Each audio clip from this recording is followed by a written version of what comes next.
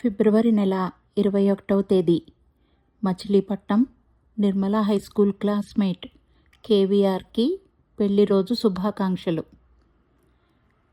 కెరటంలా అంతెత్తున ఎగిసిపడే కోపం అని చెప్తావు కానీ శాంతి కపోతంలా స్పందించడమే చూశాను. విపరీతమైన అల్లరితో అందరినీ ఏడిపించేవాడినని చెప్తావు కానీ ఎదుటివాడి కష్టానికి కరిగిపోవడమే చూశాను. ఆర్తో ఇష్టమైనదంటే టక్కున రాజకీయాలని చెప్తావు కానీ రభసలే రుచించని రాజసమే చూశాను. 2010 రీయూనియన్కి కొద్ది రోజుల ముందు మంచంలో ఉన్న నాన్నగారిని చూసి ఎడతెగని దుఃఖం. నీకే అన్న అమ్మ పిలుపుతో ఫోన్ అందుకున్నాను కానీ మనసులో మాత్రం మోయలేనంత భారం. నేన్రా తల్లి కేవీఆర్నంటూ ఆత్మీయ కంఠం. రీయూనియన్కి రమ్మంటూ ప్రేమగా ఒప్పించే ప్రయత్నం. నాన్నగారికి బాలేదన్న వైరాగ్యంలో రానంటూ నా మొండి సమాధానం.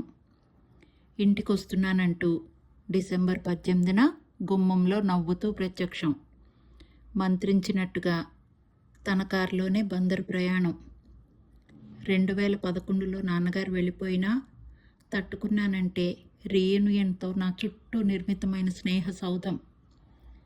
రీయూనియన్తో మీకు పాత స్నేహితులు పెద్దన్నలో దొరికితే నాకు మాత్రం అమ్మా అని ఆప్యాయంగా పిలిచే ఓ నాన్న దొరికాడు.